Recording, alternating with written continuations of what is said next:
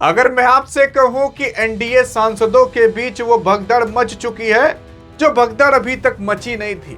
जो प्रधानमंत्री मोदी जी सोच रहे थे कि एफसीआरए बिल पास हो जाएगा, परिसीमन बिल पास हो जाएगा, उसका पेच फंस चुका है। सोच रहे थे कि ये बिल पास करा करके अगली बार भी पीएम की कुर्सी अपने ही पास रखेंगे, वो कुर्सी भी अब अटक चुकी है। अरे जब अभी आपको पता चलेगा कि सदन के अंदर इस बार क्या बवाल हो रहा है और आने वाले 12 से 13 अगस्त तक क्या बवाल हो सकता है, तो आप खुद अभी बौखला जाओगे। आप खुद देखो यार, प्रधानमंत्री मोदी जी कई सारे सांसदों को एक रूम में बैठा करके मीटिंग कर रहे हैं। वहां पर आपके अमित शाह मौजूद नहीं है। अमित शाह कहीं महाराष्ट्र के सीएम से मिल रहे हैं। तो इस तरीके से अभी हाल फिलहाल काफी ज्यादा बवाल मच चुका है। और बवाल ज्यादा तब मच जाता है जब एनडीए सांसदों को दिल्ली में रहने का निर्देश दिया जाता है और कहा जाता है कि अगर 12 से 13 अगस्त तक कोई भी यहां से घुसका फिर दिक्कत की बात है। यानी कि जान जाओ, एनडीए के जितने भी सांसद होंगे वो सारे के सारे कहीं और नहीं बल्कि दिल्ली के अंदर मौजूद होंगे। क्यों?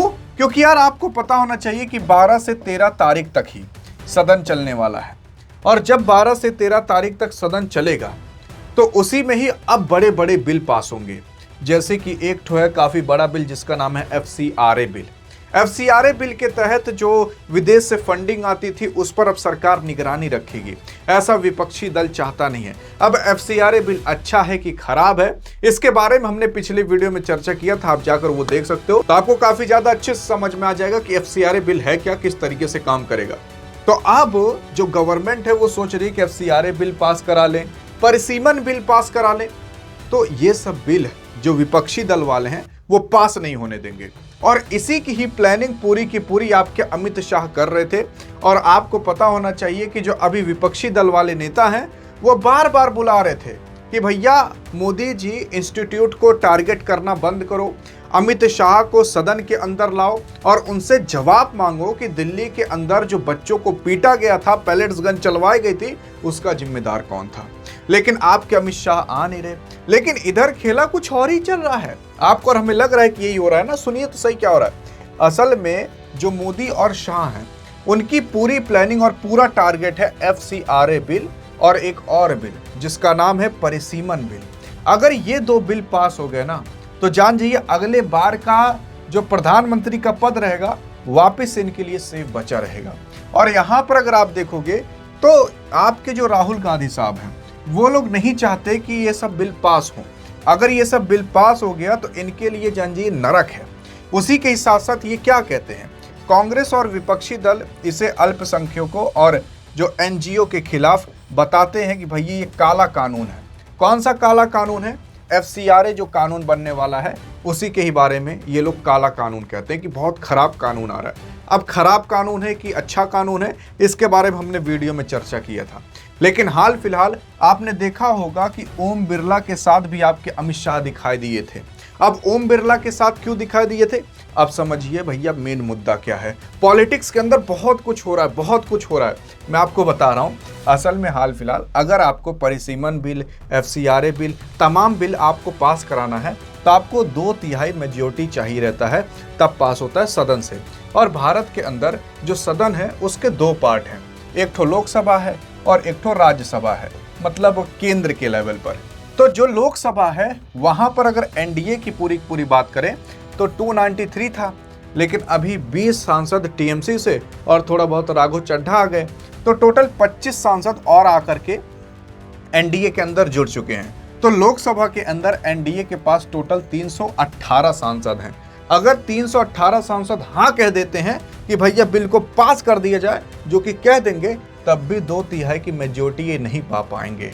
फिर उसके बाद सुनिए तो सही, और अगर राज्यसभा में इनको मेजॉरिटी चाहिए तो इनके पास टोटल 106 सांसद हैं, प्लस 7 सांसद और जोड़ लीजिए, तो टोटल 113 सांसद हो जाते हैं राज्यसभा के अंदर। यहां पर भी ये 2/3 की मेजॉरिटी नहीं पाएंगे। तो इसका मतलब ये है कि अमित शाह और आपके प्रधानमंत्री मोदी जी जानते हैं कि भैया हम अपने सांसद के बदौलत, अपने सांसद के दम पर ये पास नहीं करा सकते बिल। और अगर पास बिल नहीं करा पाए तब तो भैया बहुत दिक्कत हो जाएगी। और आप देख ही रहे होंगे कि यार प्रधानमंत्री मोदी जी जो स्टैलिन, जो कि तमिलनाडु के पूर्व मुख्यमंत्री थे, उनसे मिलने गए थे। तो इन्होंने भी कह दिया है कि देखो प्रधानमंत्री मोदी जी, हम आपके साथ मिल करके जरूर काम करना चाहते थे, लेकिन अगर आप ये चाहते हो कि हम इस परिसीमन बिल का समर्थन करें तो हम बिल्कुल आपका समर्थन नहीं करेंगे। आप खुद देखो, डीएमके ने बीजेपी के उम्मीदों को दिया झटका। अब झटका का मतलब क्या है कि भैया ये इनका समर्थन नहीं करते। और केवल आपके डीएमके ही नहीं, अब डीएमके हैं कौन, तो तमिलनाडु के पूर्व मुख्यमंत्री हैं, अभी विजय थालापति मुख्यमंत्री बन चुके हैं। प्रधानमंत्री मोदी जी किसी और से नहीं बल्कि आपके चंद्रबाबू नायडू के साथ भी अच्छा संबंध रखते हैं, लेकिन चंद्रबाबू नायडू भी कह चुके हैं कि भैया हम भी परिसीमन बिल का समर्थन नहीं करेंगे, और अगर ये परिसीमन बिल का समर्थन नहीं किए तो बड़ी दिक्कत हो जाएगी।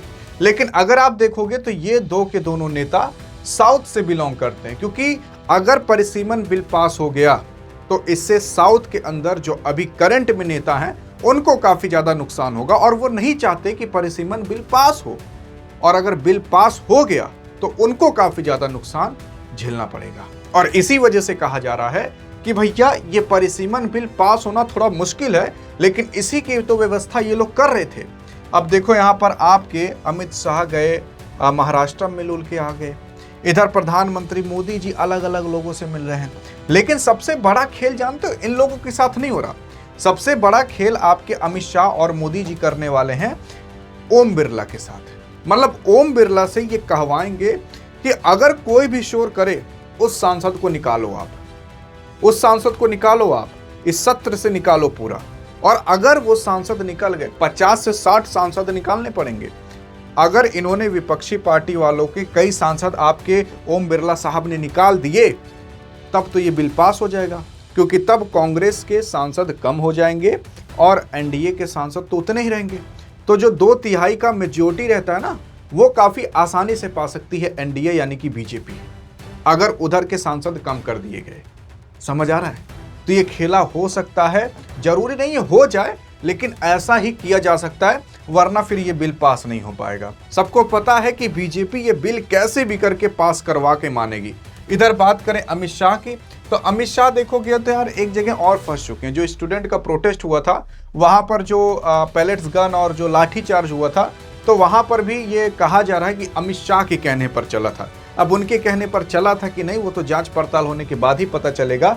लेकिन सुप्रीम कोर्ट में भी इनका केस जा चुका है, सुप्रीम कोर्ट में भी कई वकील इनके खिलाफ लड़ रहे हैं। हाँ, मतलब इनके समर्थन में तो हैं, लेकिन कुछ लोग खिलाफ भी हैं। तो मतलब अभी बीजेपी पर जो आंच आई है, वो आंच नहीं बल्कि भैया पूरी पूरी आग आ चुकी है। और सदन के अंदर भी लोग अमित शाह को गाली नहीं, मतलब उल्टा सीधा बोल रहे हैं कि कायर हो, ये हो, वो हो, तुम क्यों नहीं आ रहे। तो ये लोग इसीलिए नहीं आ रहे, ये लोग जान रहे हैं कि 4 दिन बाद सब लोग सब कुछ भूल जाएंगे। लेकिन अगर हमने एफसीआरए बिल और परिसीमन बिल पास करा लिया तो हमारा अगली बार की कुर्सी आराम से बची रहेगी। और सच्चाई यही है। मतलब एफसीआरए बिल पास हो जाए उसका समर्थन हम भी करते हैं, परिसीमन बिल का समर्थन आप करते हो कि नहीं, देखते हैं आपकी क्या राय है। बाकी अगर आपने कमेंट में सही राय दी तो आपके कमेंट को हार्ट भी दे दिया जाएगा और पिन भी कर दिया जाएगा। तो ये पूरा का पूरा खेला अभी इंडियन पॉलिटिक्स के अंदर चल रहा है। बाकी अब आप बताइएगा क्या होगा आगे चल के। हाँ, आपको पता होना चाहिए 12 से 13 अगस्त तक ये पूरा सदन चलेगा। अब कहा गया है कि देखोगे तो 8, 9, 10 तारीख हो ही गई है, तो इसी के 1 ही 2 दिन के बीच ये लोग पास कराने की कोशिश करेंगे। तो वहाँ पर सारे सांसद होने जरूरी हैं, इसीलिए कह दिया जा चुका है कि कोई भी सांसद दिल्ली छोड़ करके नहीं जाएगा। सख्त निर्देश दिया गया है ताकि सब आकर के वोट करें कि भैया हाँ ये बिल पास होना चाहिए। और अगर कोई सांसद अब्सेंट रहा, किसी पेट वोट झरा, बड़ी दिक्कत हो जाएगी उसके लिए तब, क्योंकि तब वो आकर के समर्थन नहीं कर पाएगा ना। मेन चीज़ ये है। बाकी हाँ, अब आपकी क्या राय है? अधिक जानकारी चाहिए तो इस वीडियो में मिलते हैं, तब तक के लिए जय हिंद, जय भारत।